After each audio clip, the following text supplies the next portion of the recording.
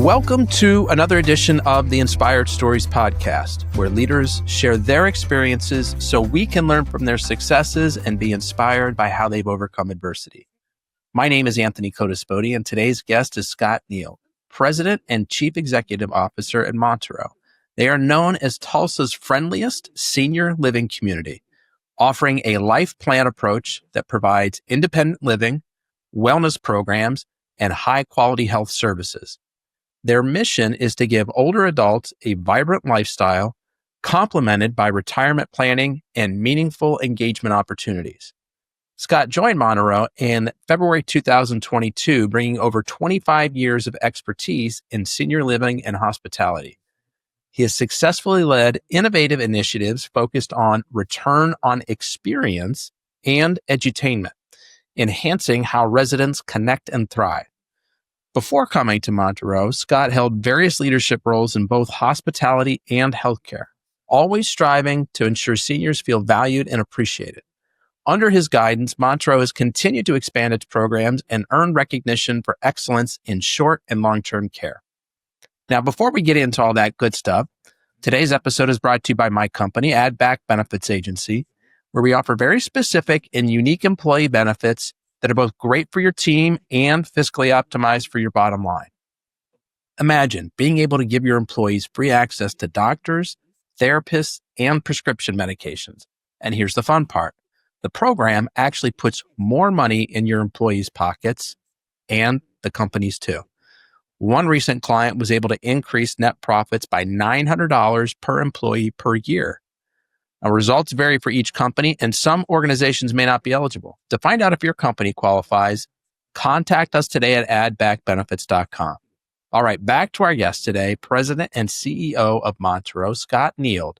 Thanks for making the time to share your story today. It's a pleasure. I'm excited to get to chat with you. Thanks for having me. Yeah. So maybe let's go a little bit further back, even before coming to Montereau, and tell us where you're originally from and how you found your way to the States. I grew up in Scotland, the Highlands of Scotland specifically, so just outside Inverness, the capital, and had a great family dynamic.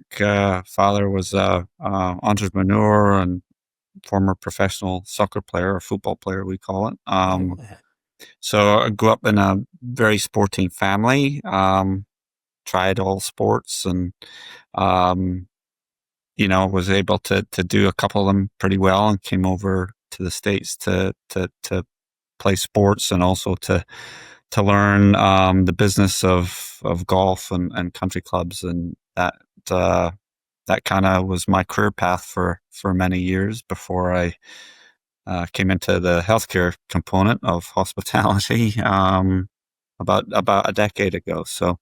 So yeah, I got to grow up in Scotland as a child and America as an adult. So I feel really blessed to have both in my and so present were you past. like late teens, early 20s? Yeah, when just the about opportunity 18. So just came over right as 18 and were you coming over to play golf and learn golf, or was there another sport that you were both? coming over Yeah, to play? so and soccer as well. So Okay.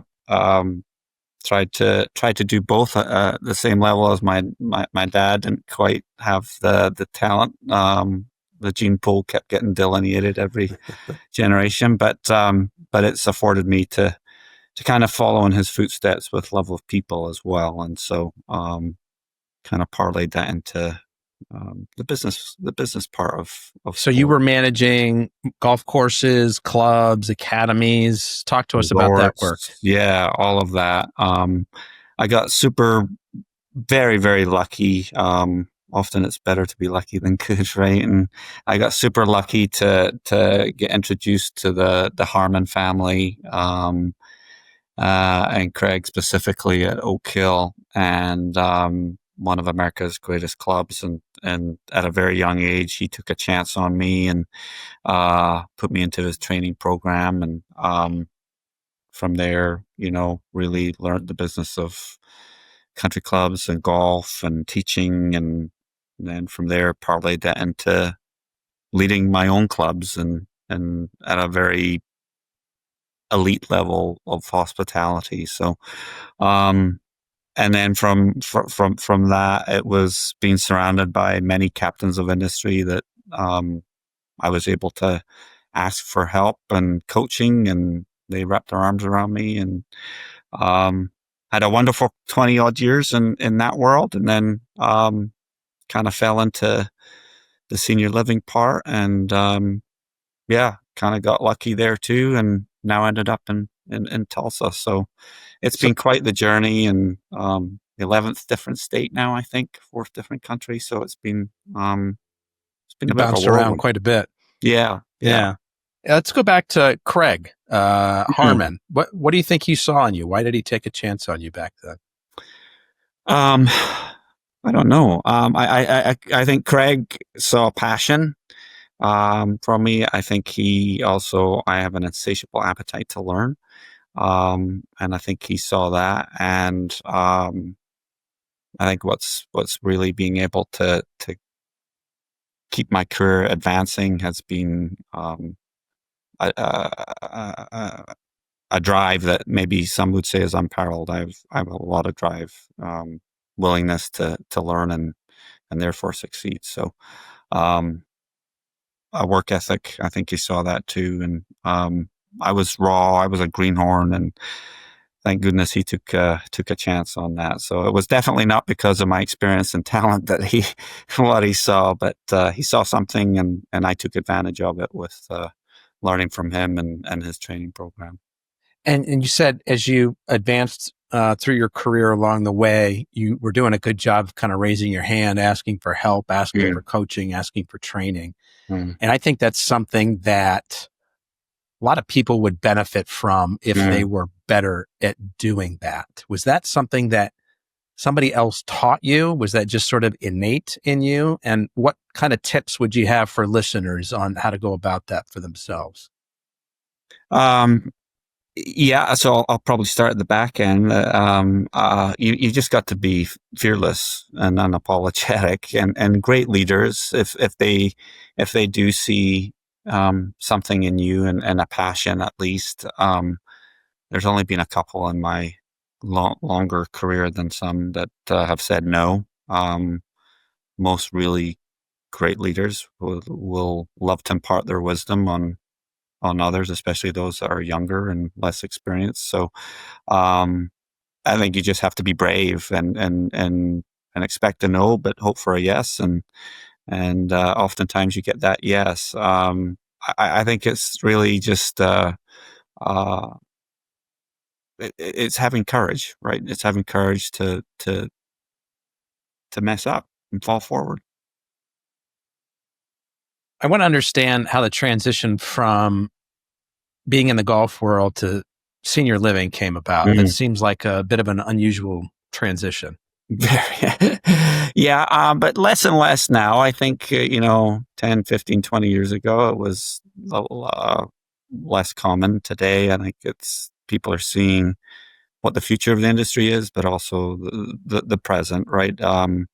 We're moving away from a clinical model into a wellness model. And so there's a lot of hospitality in what we do. Quite frankly, what you're building widgets today, you're in the hospitality business, right? So everything we do, and we teach a lot of that in our training here and even in healthcare. You may be a clinical expert, but you're a hospitality expert at the same time. So, um, other than, not having a golf course, we have a healthcare center. It's pretty much the same type of business. You're in the people business. You got to know your people to know your business. And, um, it's different in a country club in that this massive amount of regulation, massive amount of capital expenditure on these big communities, but the operational aspect is very similar. You're dealing with people, and that's definitely the most rewarding job in the world is to deal with people. It's also the most complex and sometimes the most difficult. So you have to take that into appreciation and into perspective as well. So you got people skills. That's what people want, especially in their later years where you have to show empathy and the ability to provide compassionate care. So it's helpful to see those sort of commonalities. You're dealing with people. Mm, I think it's fantastic that you think about what you do now in terms of hospitality. mm, And we'll get into this a little bit more, but I have to assume that the customer experience at Montereau is only benefiting from that kind of mentality and that kind of approach. But from your perspective, why make that change? You're in the golf industry. You probably have lots of contacts in that space. You mm. understand how it works, who all the players are. Were you just ready for a different kind of a challenge, or what was going on there? Yeah, I think all of that, going through a transition in life, midlife, all of that, divorce, health issues, and it just kind of fell into it as well.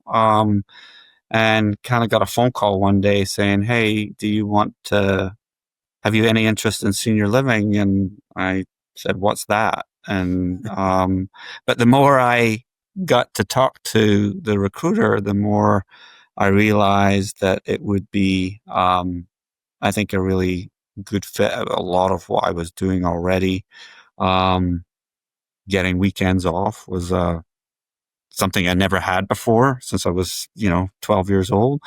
So that was it was just a different way of living, a different way of thinking as well, which was a challenge. And that's kind of just who I am. I'm just willing to take the plunge, and if it doesn't work out, we'll figure something else out. That's the beautiful thing about hospitality, right? Is there's just so many different avenues you can go down, and that would be one thing I would say to people in general is, and I was that way. I was mired in the fear of being one dimensional for a long time. Well, it's only country clubs that I know, um, and then coming into this space, recognizing there's just so much opportunity.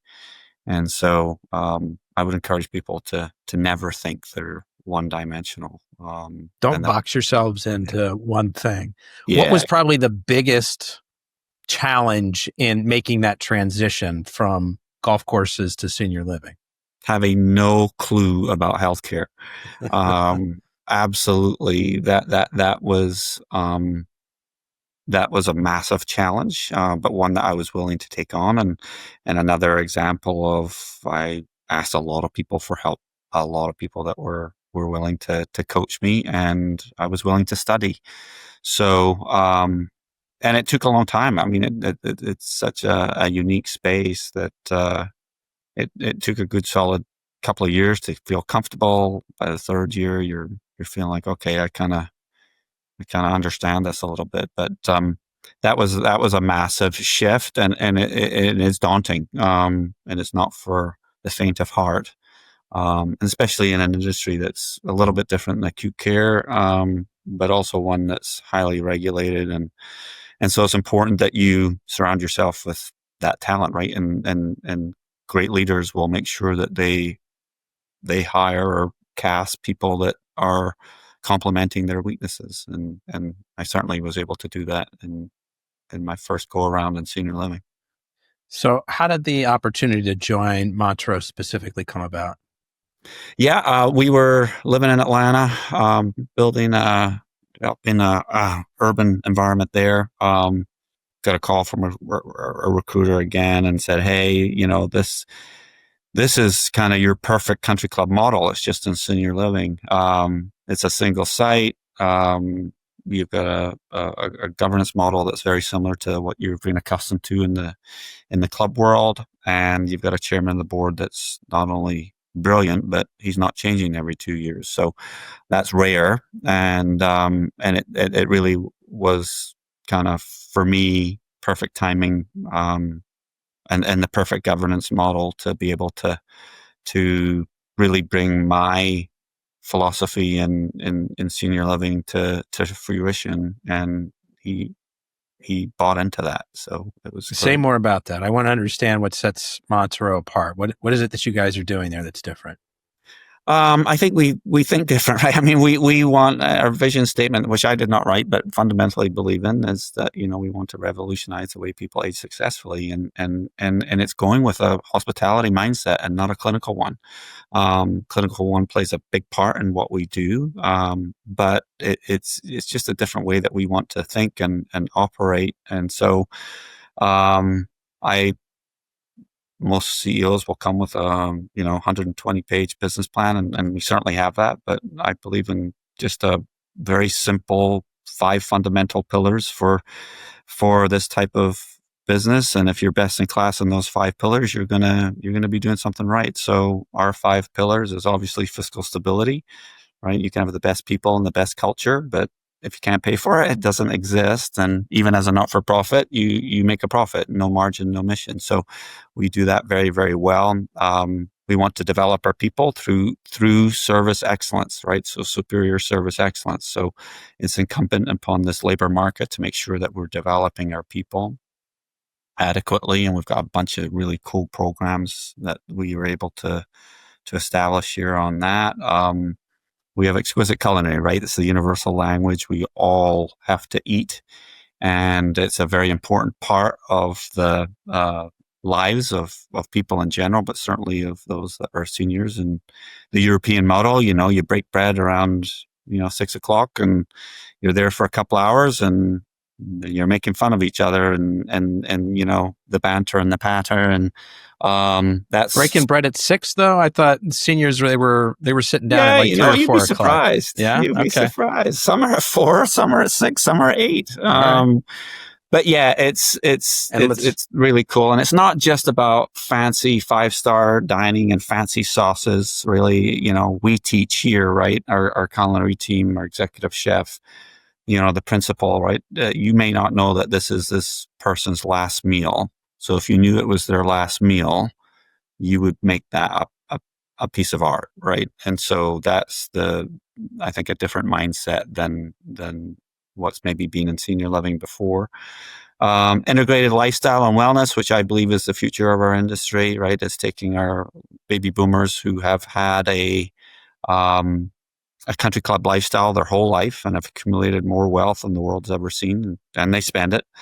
So being prepared for that, and they very much want that turnkey lifestyle that the cruise ship that doesn't leave the port. And so the clinical aspect, the life plan aspect is a component, but they put more emphasis on longevity and their lifestyle and providing that longevity, and then having elite healthcare, right? So those are our 5 fundamental pillars that we want to be leading and best in class in, and that kind of covers, I think, a lot of the bases in the operational sense with senior living. And so, what's the extent of the healthcare services that are being provided on site? Yeah, so we've got what's called the full continuum of care. So we have independent living, right? Just like any living in homes or apartment homes, then assisted living, memory care, and skilled nursing. So we have all the components. So you add the 5th component of home care as well. We want people to be living independently as long as possible, and we all want to die in our own bed as we fall asleep. And so keeping people independent in their home as long as possible is important to most, and certainly important to those that believe in what Montereau is doing. So in addition to providing all these great services at what sounds like Club Med to me, you're also going into other people's homes and providing them the kind of care and support that they need for as long as they're willing and able to stay there. Yes, exactly. And that's not just, that's been going on in senior living for a long, long time. That's the future of health systems as well, right? So you'll be seeing a lot of that coming, having ERs in people's own houses. It's just the cost of healthcare has to go that route. So yeah, we've been doing that for a long, long time. And, what I would say in that regard, right? Some organizations, I call our care team, there's a difference between being a timekeeper and being a care provider, right? And so, maybe too often, but getting less, you're finding people that will just sit there on their phone and wait for something to happen. We're different here. We train to that, where, we want our team members that are caring for people in their home to go through our, SIPSI program and ensure that our residents are getting social engagement, intellectual challenge, physical movement, spiritual fulfillment, and emotional well-being. And so it's really creating care plans. We call them SIPSI success plans that afford our team to know their people and get them out, having those dimensions of wellness that will add to their longevity. And that's both for the folks that you're caring for at Montereau, as well as the folks that you're going into their homes? Yep, exactly. And also our team members. We want our team members to be living that SIPSI life as well. So we talk about that. We educate that. We give a lot of statistics, and we give great examples from the blue zones of, what we're learning from people that are living long and vibrant and purposeful lives. So yeah, it's purposeful in what we do, and the data supports it. You come to communities like Montereau, on average, you'll live 7 years longer than you would living at home. So Wow. the data is there to support it. We have the data there. And so I like to call Montereau a kind of micro blue zone where, if you come in here early enough, it will add to your longevity. Absolutely, of all the stuff that we're What do you doing. think's the key factor in that? Is it having access to that healthcare? Is it mostly that social interaction that's keeping people engaged and interacting? Yes, yes, and yes. So yeah, number one key factor for longevity, right, is obviously socialization, having purpose. So giving people purpose. So you come into a communal setting like these wonderful communities, life plan communities, you're getting that. Having purpose, which leads to vitality, right? And we're the most stressed out nation in the world, and so being able to keep us occupied and not in front of that bloody awful TV, and with different programming, unique programming that can be tailored to your passions is what leads. A lot of that leads to the longevity factor. There's a difference, right, between longevity than and or lifespan and joy span, right? So I don't know about you, but I don't want to live a long life and not be joyful. I'll take maybe a shorter life and have joy most of that life. Life is seasonal, but we also want to have a high score in our joy span as well. So we speak about that, and that's the SIPSI part with the emotional health, right? Making sure that we're touching base early enough if people are having some challenges or go into a different season. Yeah, and I think this is part of what you're getting at. Like, these are important things to keep in mind, not only for aging seniors, but also people of all ages, right? That Totally. social interaction is important at every age, which is why you guys are also focusing on some of these same things with your employees. Absolutely. How Yeah. does that show up in that employee interaction? How are you guys able to kind of foster that kind of, what do you call it, that social connection? Yeah. So I think it's super important that you keep reinforcing what we believe in, and we keep reinforcing, SIPSI and challenging them. We have daily scrums, and so we speak about that in our daily scrums, and so we have a cadence every day, start of every shift, and it talks about our culture, and it talks about the SIPSI factors, and we get to talk and engage and ask each other, how you doing? You're doing a check-in, and as Winston Churchill said in 1938, you have to have the courage to stand up and speak, and you have to have the courage to sit down and listen.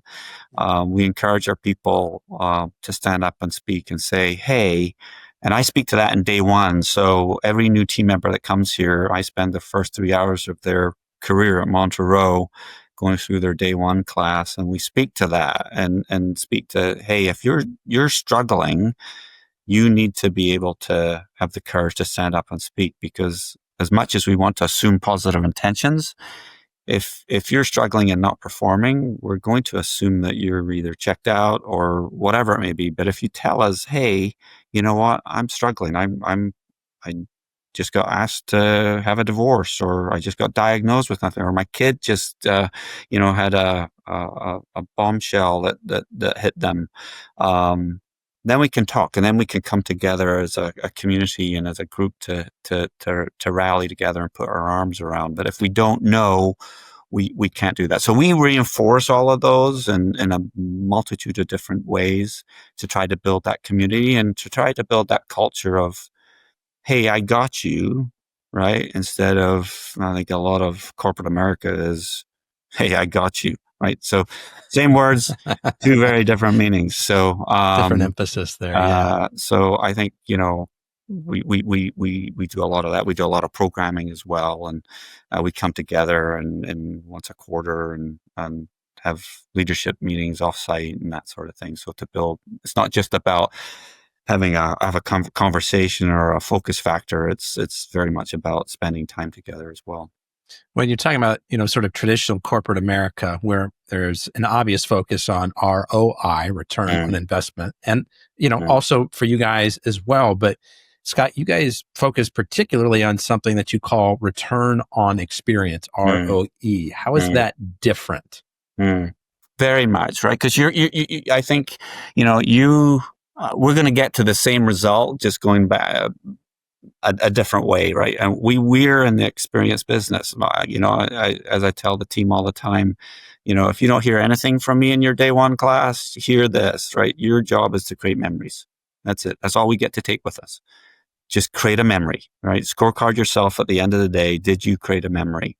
And memories are about experiences, right? You're in the hospitality world. You are on stage. You are here to serve another. And the gift that you give to others is a gift to yourself. And so with that, our job is to give you an experience. Now, you can have something extravagant, like one of my favorite residents of all time. 99 years young, and I truly loved that man. He was an incredible human being, incredible story. Was World War II, injured in World War II, injured in Korea, one of the first engineers to build Air Force One, avid pilot at 99 years young.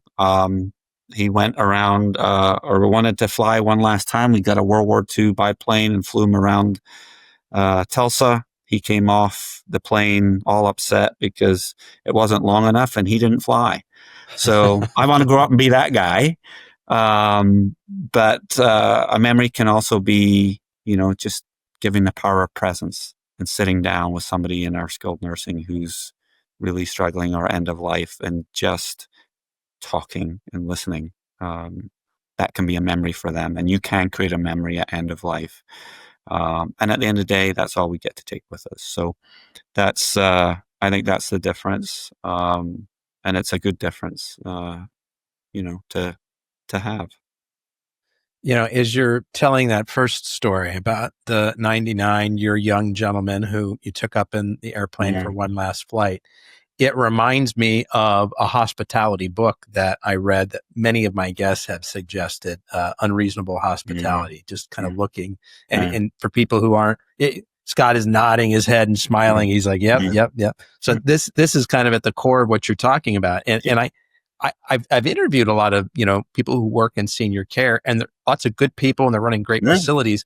I haven't heard this kind of focus on hospitality. I don't think the word hospitality traditionally comes up in senior care. No, but it's core to your approach. Absolutely. And it's the core to what people, strive for and desire, right? We all want experiences. And it's our job to be able to provide that. That's what leads to vitality. Yeah, it's about providing care, and you need care, but you have a lot more life in you than just having, care when it's needed. And that's the approach that we take. Yes, we speak to that. It's a fantastic book. He's a fantastic guy, and totally gets people. Again, I'll just keep going back to, we're in the people business.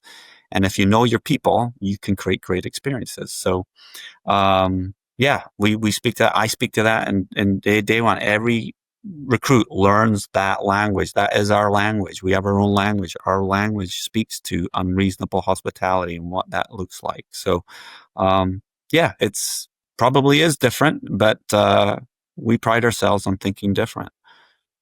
I'd like to explore the word edutainment. This is something that you talk about a lot as a resident engagement approach. Can you define it and then give us a real life example of how edutainment led to a meaningful shift in how residents either interact with each other or with staff? So edutainment combines education and entertainment. It's that simple, right? And what we want to do is we give an experience in both, right? So one of our SIPSI pillars, obviously, is intellectual challenge. 55 million people in the world are diagnosed with Alzheimer's and dementia, with 1 million added every year. We're living longer, so that's only going to, escalate. So give yourself that gift. Even if you're predisposed to Alzheimer's or dementia genetically, you can slow that down. And so be that continuous learner. That can be something like we've got my dad doing word search. He's a disciplined guy, so he does it all the time, right? It's learning a second language, learning the piano, which affords you to use both sides of your brain simultaneously. So there's so much you can do if you're a continuous learner to slow down the possibility of getting dementia or Alzheimer's. So we want to do that, and we educate on that. And but we want to do it. We know that if you're going to learn, you're going to learn better through passion and having a great experience, right? So we have. I was just in a resident committee meeting yesterday, and they were asking for more intellectual stimulation and guest speakers coming from, different parts of the country, talking about different subjects. So that's just music to my ears, right? You ask me to do something like that, we're going to do it. We bring in docs from the health system next door, St. Francis, and educators from University of Tulsa and OSU and OU, entrepreneurs, right? And we also have great wisdom inside.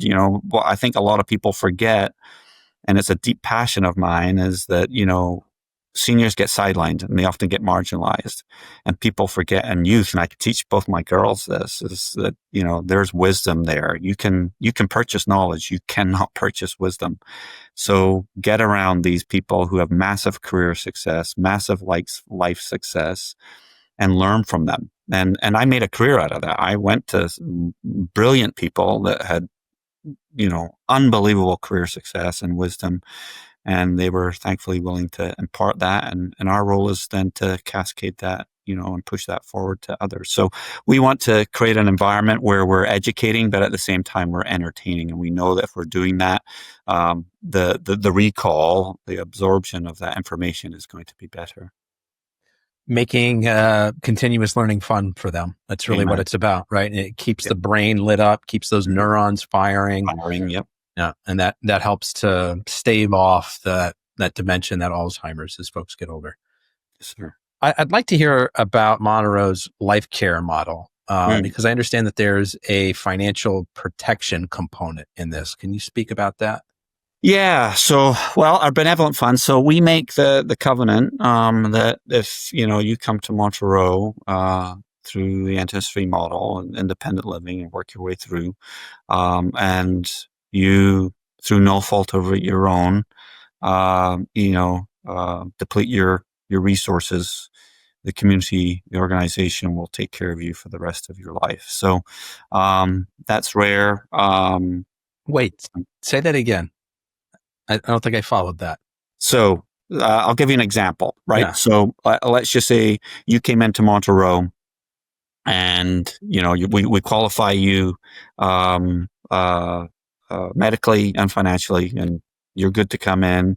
And let's just say something happens. An example that happened to me in Florida, one of our residents had the Bernie Madoff scandal, if you remember that, right? Mm-hmm. And overnight went from a well-to-do individual to indigent. And so with that, the benevolent fund, the community cared and gave him the same lifestyle that he had, with the community prior with his own assets, and so the fund took care of that. That's what we provide here. Okay, that's what I thought you were saying, but that's quite generous. How were you able to do that? We raise money, so we do a lot of fundraising for it, and our corpus we continually need to grow, but we do a lot of fundraising. We have an annual golf tournament. Last year was at Southern Hills. We're in the process of looking for another home this year, but we'll probably be back at Southern Hills the following year. So we raise, several hundred thousands of dollars each year to try to do that. Our residents are incredibly generous. They're Tulsa's, I believe, the second most philanthropic city in America, first per capita. So a lot of people are willing to put money in their pocket to care for others. So, and that's part of our culture as well, is that, our residents care for each other, and that you never know what may happen in life. I think something catastrophic could happen that depletes your assets, and we're here for each other. That's incredible. I mean, describing the type of place that Montereau is, I'm going to guess that, these are folks that have, they're of means. They've had financial success in life, but it's incredible. And so, that's important for them to get in, but then it's incredible that you're saying, okay, hey, now that you're here, now that you're part of the Montereau family, if something were to happen, use the Bernie Madoff scandal where, people's wealth evaporated overnight through, no fault of their own. Like, hey, we got you. We got your back. We're your safety net. Yep. You're here. You're good. Yep. That's pretty powerful stuff, Scott. Very, very. It's something that we're very proud of. It kind of, it just stems from our founders and our founding family and the Warren Foundation, and they're just such a giving family, and spend millions a year giving back to Tulsa and Tulsans, and it's just been our culture from the get-go. One of the longtime CEOs that was here was David Merlette. Did a great job and establishing that culture as well, and we've been able to grow that corpus, and for those on occasion that have outlived their assets, we've got their back, like you said. Say more about some of that community investment that's taking place. At Montereau, or Yes. So at Montereau, we again, our number one pillar is fiscal stability, right? So the difference with Montereau opposed to other organizations is, and certainly the for-profit model, we make a large profit. That profit stays here. It doesn't go to stakeholders. It doesn't go to shareholders. And we reinvest that several $1 million a year into, upgrading our facilities, our amenities, training programs for our team members and their kids. So I think that's the beauty of the not-for-profit model. That's the beauty of the Montereau model, that we are able to keep those dollars inside the organization and just keep moving forward. And I think that's an important distinction that a lot of folks don't understand. They think of not-for-profit. It's like, okay, they're losing money. At best, they break even. Right. But that's not what it means. No. It means, and please repeat. Yeah, it means, not-for-profits make a profit. But the difference is that profit stays within the organization, hopefully.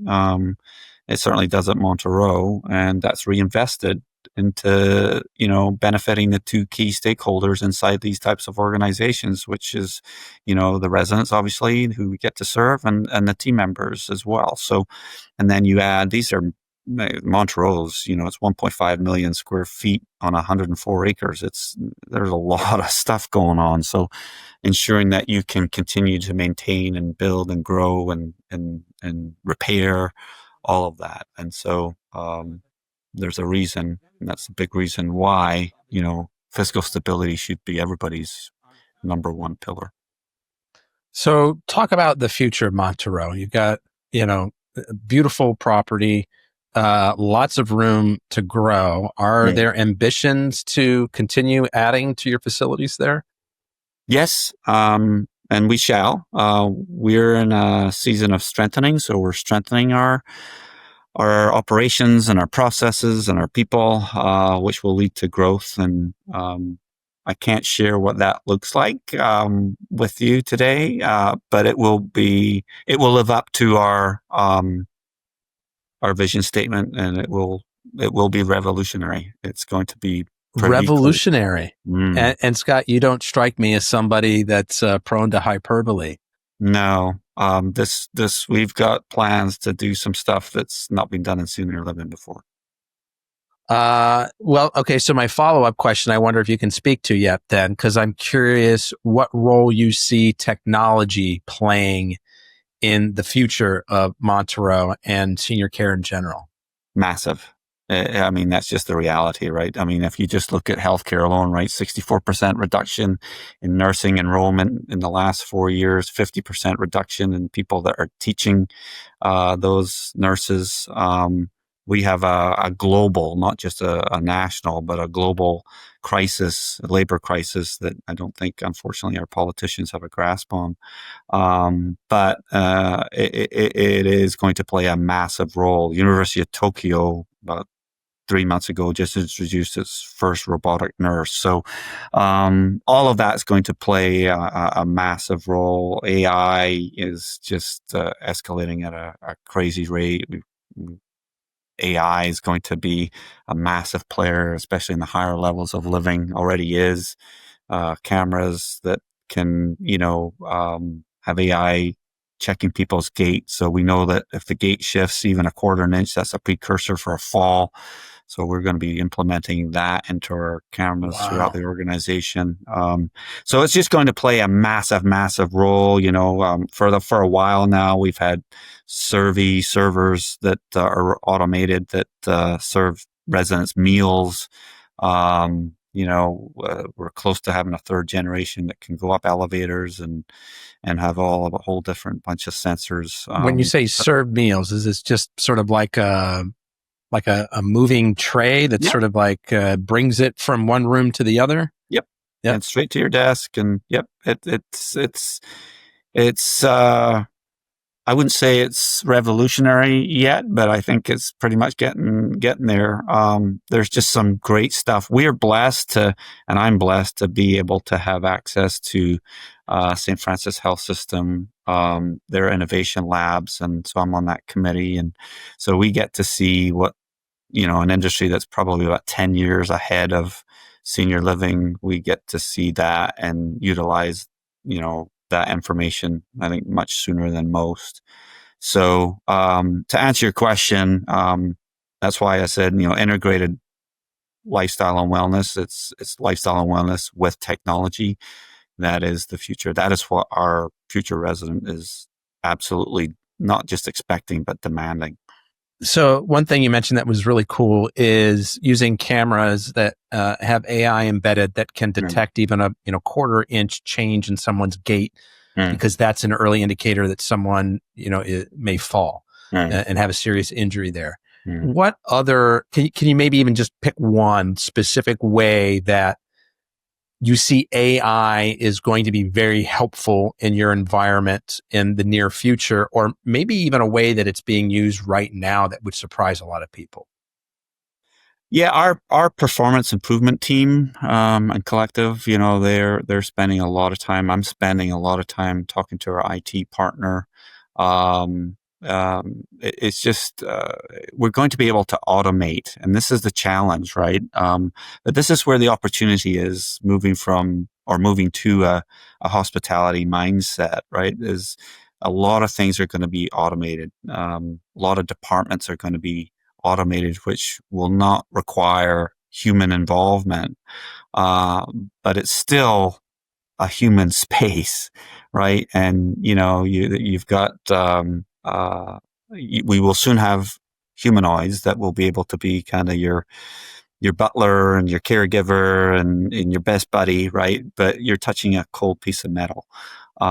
It's going to do a lot of great stuff, but it's just not going to be able to be that human experience. And we know, even like we're talking, right? That if you can have care, let's just say, from a psychologist, and it's online versus in person, your neurons fire a slower speed, right? So that engagement is super important. And so I tell my team all the time, be a hospitality expert and you will have a job for life, right?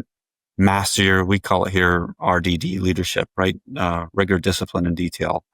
Get your rigor so good that you have mastered your craft and you will have a job for life, because there's a lot of jobs that are going to be automated. Some say between 30 to 40% of current job market will be automated. So that will put a lot of folks scratching their head and having to reinvent themselves. So that's going to come down the pike. That is coming down the pike. You're seeing communities now that have, reception desks that, you're talking to somebody from Mexico. It's automated. It's AI driven. Sales is another example. Our IT folks are telling us, that could, a lot of that role can be reduced 35, 40%. So, what we're seeing today, 5 years, you won't even recognize. So we're not there yet.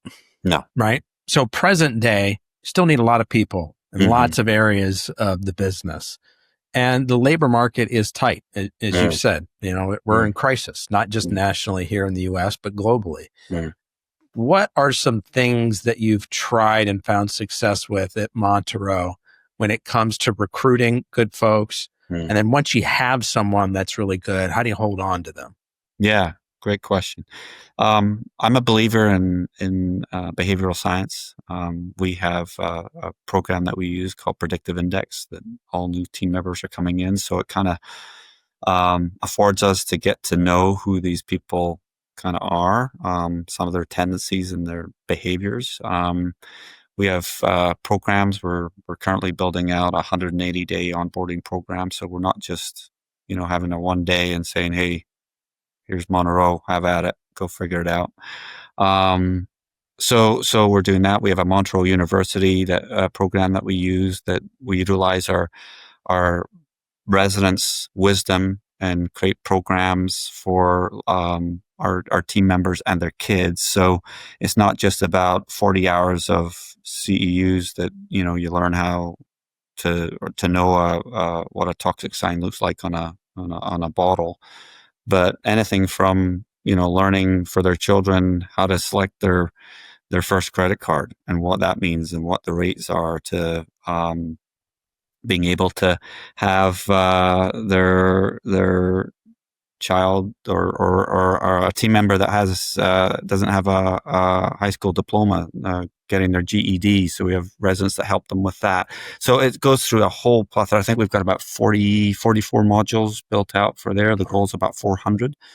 And then we've partnered with other great institutions. We've got University of Tulsa that's got every college represented as an intern now, and we want to make sure that we get their top talent, and they don't have to leave Tulsa. They can come here, and they've got about 80 different disciplines that they can pick from. Here, you can be a CEO, you can be an engineer, you can be a CNA, you can be a chef, you can be a server, you can be a maintenance tech, you can be a memory care specialist, right?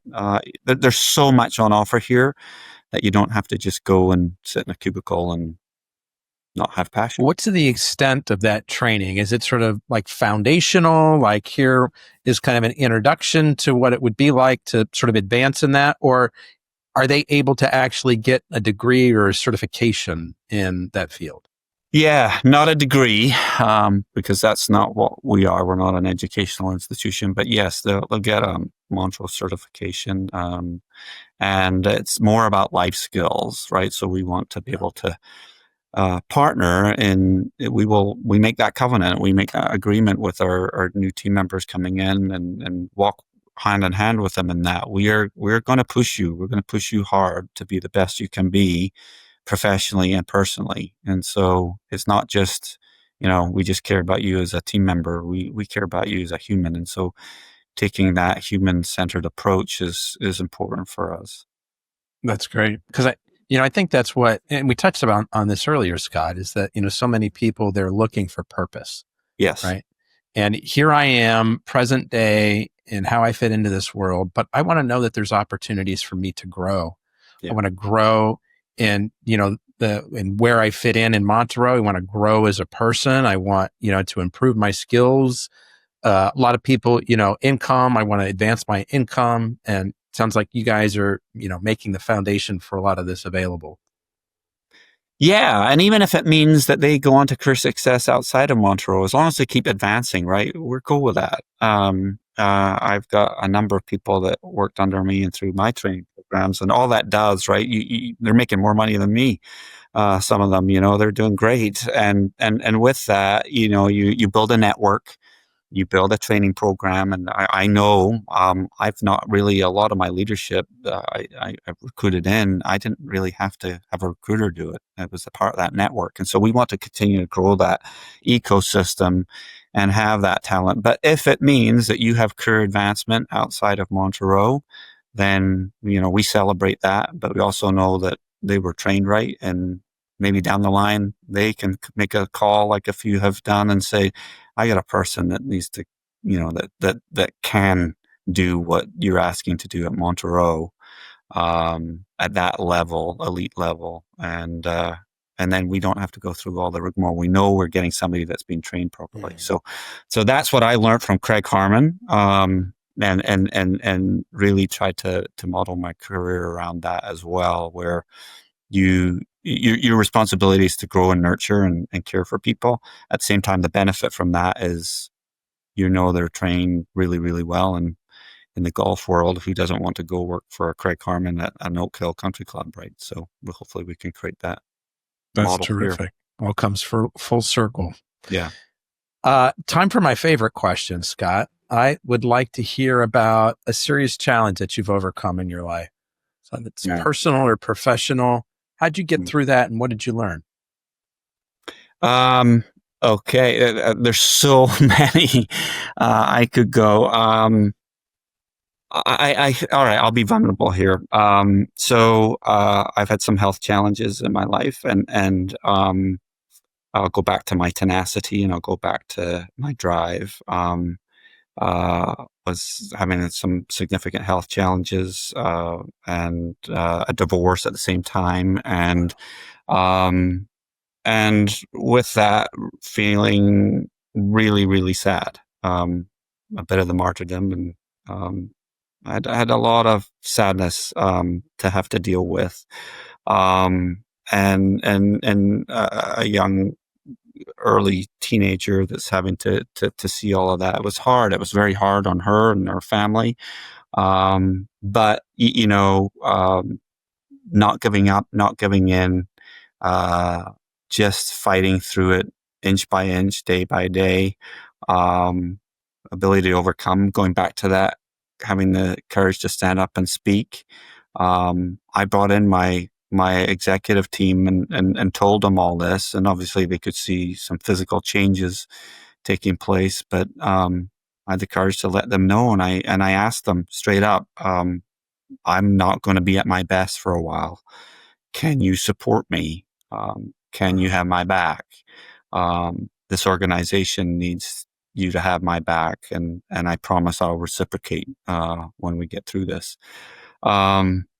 And they were terrific, and they had my back, and we got through it. But I will say, you've got to have the courage to stand up and speak, and know that you can get through this, and you shouldn't get through it alone.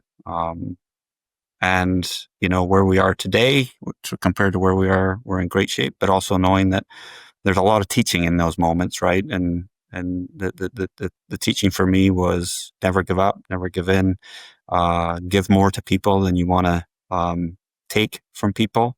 And I think that was the beauty of my mindset, that was really recognizing in my 12 hours in my workday, I made it about everybody else's problems and not my own. And that gave me, I think, greater health, built my immune system back up, and then the teaching was that's the greatest gift you can give to yourself, right? Is serving another. It was at night that I had to worry about all my problems, and I didn't like that very much. But you get through that, and so for my advice and my encouragement for others is, at your weakest moment, at your hardest point in life, the power of prayer works, and that if you give more than you take, people will be willing to give you that goodwill. So I've had a blessed. It's ironically, it's the best and hardest thing that ever happened to me. And the other component of that story there that I really appreciate, Scott, is the value of you raising your hand and admitting that you were hurting. You were hurting physically with your health issues. You were hurting emotionally going through the divorce. And those are the times when, for whatever reason, as humans, I think our natural reaction is to sort of like withdraw into ourselves. Yeah. And to suffer in silence and try to pretend like everything is okay when it's not. Yeah. And for whatever reason, the way that we're wired, those are the hardest moments for us to reach out and connect to people. But it's the best medicine that exists. And your ability to do that, and we talked about this early in your career, like, hey, I rose my hand. I said, I want to learn. I want to grow. And that's great. But doing it when you were in that kind of strife, it is so challenging. But how rewarding it was for you, I think, is the lesson that everybody listening needs to take from this. Yeah. Yeah. I think, you're going to be judged most at your worst moment under duress, right? And again, how are you going to show up? That's really it. How are you going to show up in your worst moments? You show up hurting people, hurt others. Are you going to be that? That's the easy route. Or are you going to show up and continue to want to give even when you don't have a lot, or feel like you don't have a lot to give? And in return, there's a lot of other people that will give you the true beauty of humanity. And I was afforded that gift. So, just show up, control, poise, make it about everybody else, not you. And in that regard, you'll come through it. And a lot of people want to walk by your side going through it as well. What advice do you have for folks that maybe they're listening right now and they're in the throes of something? They're in the midst of something really hard. And what they need to do is raise their hand and ask for help, and they just don't know how to take that first step. Yeah. One, I would say, give yourself grace, right? You're going to be harder on yourself than probably anybody else. So give yourself grace. Don't beat yourself up. We all have hard moments, weak moments. We all have downfalls. We all make silly decisions. But you have to start somewhere and find somebody that, if you have nobody, which I have a hard time believing, you have nobody, first, go to God. Never be let down by God. It may not be on your time, but he will be there for you. And then the other is maybe just think outside the box, right?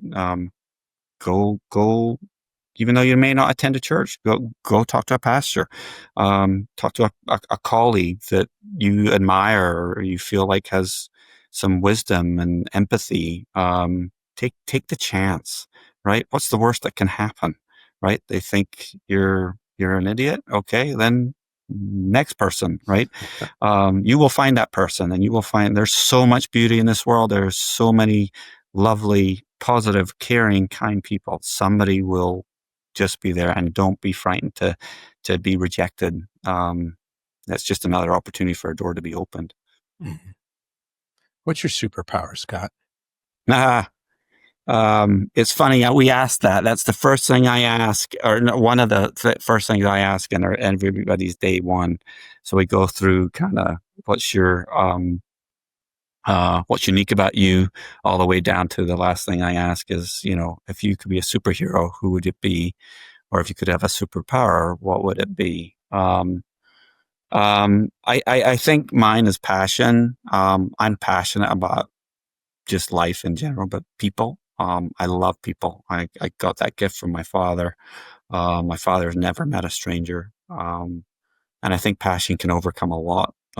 Talent and ultimately, I think character as well is super important. But I have a lot of passion for people, a lot of tenacity, a lot of drive, and that's taken a pretty average guy to overachieve a lot in sports and in career. So uh, give yourself that gift. Work super hard, right? Hard work never ever will steer you wrong. So I think those are kind of, I don't know if that answers your question, but that's Perfect definitely answer.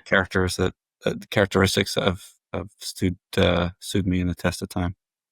Now I have to ask about the wall behind you. And for folks that are just listening to the audio of this, Scott's got at least 16 different framed objects hanging on the wall behind him.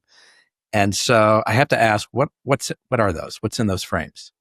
So that's my quote wall, and that's my ability to move from perception to perspective every morning when I get to walk through that door and get to see much smarter people than me bring their wisdom, and it's also an opportunity for me to just bring peace, but also bring stability to me. So I've got I think there's 8, 12, 16, 20 quotes, everything from I may not be everyone's cup of tea, but I'm this team's double shot of whiskey, to a fulfilled human being doesn't need to break down anyone. They build you up. Sometimes you have to be hard on people, but it Wait, comes. sorry, Scott. Read that one again a little louder. As you're turning away from the mic, it's hard to hear. It says a fulfilled human being doesn't need to break down anyone. They build you up.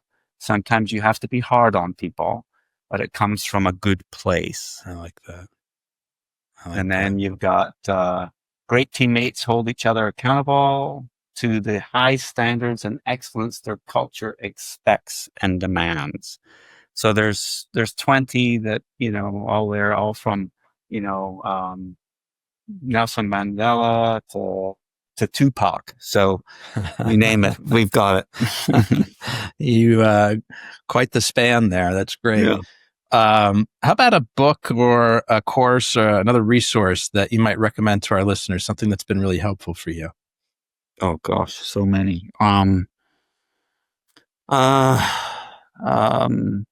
Greatness. It's an expensive book, and it's an easy read, but it's a great book. Joy Span, right? I think for those that are in our space, or certainly those that are maybe midlife, and kind of looking at a second season in their life, Joy Span, I think is a very good book to read.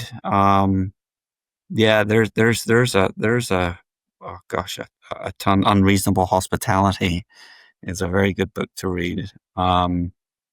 So yeah, a litany. Suggestions. Yeah. My if you want a really interesting read, that Dan Browder's an interesting guy, but Red Notice, kind of a guy that the investment banker that went into the breakdown of the Soviet Union, and really, really interesting, fascinating. My wife's from Belarus, so grew up in the Soviet Union. So that's a fascinating book, especially with the geopolitics that are going on over there right now.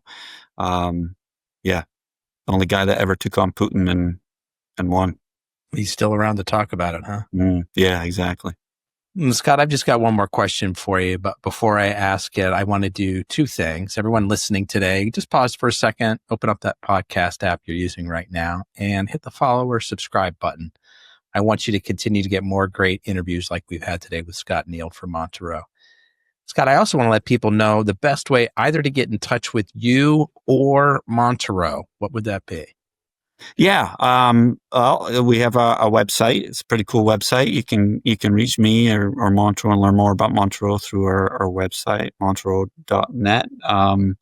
You can email me at snield@montereau.net, and you certainly could call Montereau, and they'll direct you to my office. But yeah, if people have a passion and they have a passion about people and senior living, call me. All right. And we'll include that phone number, the email, and the website address in the show notes for folks. Last question for you, Scott. A year from now, you and I reconnect, and you are really excited. You are celebrating something big. Mm. What's that big thing you're celebrating 1 year from today?